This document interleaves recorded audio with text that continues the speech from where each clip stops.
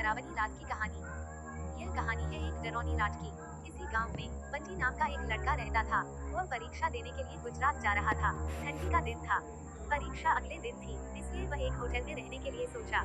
रात हो गई थी और कहीं भी उसे उसके बजट में सस्ता होटल मिल नहीं रहा था। काफी ढूंढने के बाद उसे एक सस्ता होटल मिला। वो उस होटल में एक कमरा बुक करवाया और जब वो कमरे में गया तो देखा कि कमरे के चारों तरफ जाले लगे हुए थे। ऐसा लग रहा था कि यह कमरा काफी सालों से बंद पड़ा था और कमरे के अंदर का माहौल एकदम डरावना और सुनसान लग रहा था। लेकिन उसने ये सब नजरअंदाज कर दिया और होटल से खाना मंगवाया और खा पी कर सोने चल दिया। जब वो सो रहा था तो लगभग रात के 1 बजे के करीब उसे किसी के पायल की खूब की आवाज सुनाई दी। वह रात एक डरावनी रात। बंटी तुरंत नींद से उठ गया और जल्दी से खिड़की के पास गया, ये पता करने के लिए को इतनी रात को किसकी पायल की आवाज सुनाई दे रही है और इस सुनसान रास्ते में कौन आधी रात को घूम रहा है। क्योंकि वहाँ होटल में बंटी और मैनेजर के अलावा कोई भी नहीं था, तो ये फिर किस औरत की पायल की आवाज सुनाई दे रही है। बंटी खिड़की पर काफी देर तक खड़ा रहा लेकिन उसे कोई भी नहीं दिखाई दिया। फिर उसने अपने कमरे से मैनेजर को फोन किया और उसे बताया कि मुझे इतनी रात को कब से किसी की पायल की आवाज सुनाई दे रही है, आपको भी दे रही है क्या? मैनेजर ने कहा कि सर ऐसी कोई बात नहीं है, आपको हवा से ऐसा लग रहा होगा। वैसे भी ये जंगली इलाका है, यहाँ पर तो हल्की हवा भी तूफान के जैसी लगती है, आप सो जाइए ऐसी कोई बात नहीं है। बंटी मैनेजर की बात पर भरोसा करके फिर से सोने चला गया।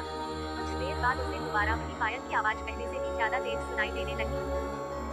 इस बार उसने अपने कमरे का दरवाजा खोला और सीधा होटल के बाहर देखने के लिए चला गया। जब वो बाहर आया तो देखा कि एक काफी लंबी औरत है जो सफेद साड़ी पहनी थी। उसके काफी लंबे बाल थे और चेहरा ढका हुआ था।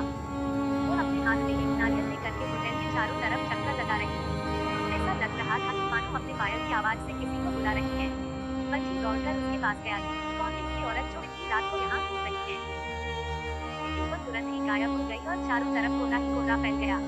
बंटी भी थोड़ा घबरा गया क्योंकि जिस औरत को वह सामने से देखा था अब वो नहीं दिख रही थी। बंटी अपने होटल में वापस जाना चाहा लेकिन फिर उसे दोबारा पायल की आवाज सुनाई देने लगी। बंटी अब उसे ढूंढते हुए जंगल की ओर जाने लगा। चलते चलते वह अपने होटल से इतनी दूर आ गया उसे पता ही नहीं चला। घने जंगल में कुछ ऐसा देखा कि उसका दिल दहल गया। उसने देखा कि उस औरत ने एक पीपल के पेड़ के नीचे 5-6 लाश रखी थी और बारी बारी से एक एक को नोच नोच कर खा रही थी। उसका मुंह खून से लथपथ था और चेहरा भी एकदम डरावना था। बंटी जब ये सब देखा तो उसके पाँव तले जमीन खिसक गई। ये सब नजारा देखते ही उसे डर के साथ साथ रोना भी आने लगा कि वह चुड़ैल अब मुझे भी मार देगी, क्योंकि अपने पायल की आवाज से यहाँ तक तो मुझे लेकर आई है। लेकिन उसने हिम्मत से काम लिया और हनुमान चालीसा पढ़ते पढ़ते धीरे से वहाँ से भाग गया ताकि भूत उसे देख ना ले, लेकिन भूत तो भूत होते हैं। बंटी जैसे ही वहाँ से भागने की कोशिश किया वो चुड़ैल अचानक उसके सामने आ गई और उसे इशारों से अपने अड्डे पर ले जाने लगी जहाँ पर उसने लाशें रखी थी।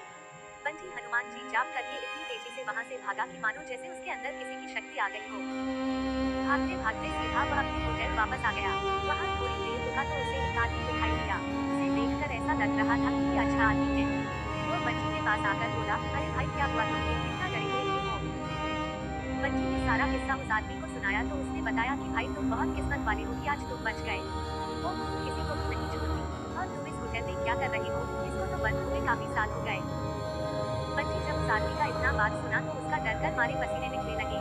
फिर वो आदमी बताने लगा कि इस होटल में बहुत साल पहले एक लड़की के साथ 4-5 लड़के उसका भयानक तरीके से रेप करके मार दिए थे। लड़की तो मर गई लेकिन किसी को भी नहीं छोड़ी और जो भी रात के समय में इस रास्ते से गुजरता है सबको अपने कब्जे में कर लेती है और मार देती है। और कुछ दिन बाद इस होटल पर पुलिस का छापा पड़ा, तब से ही होटल बंद है।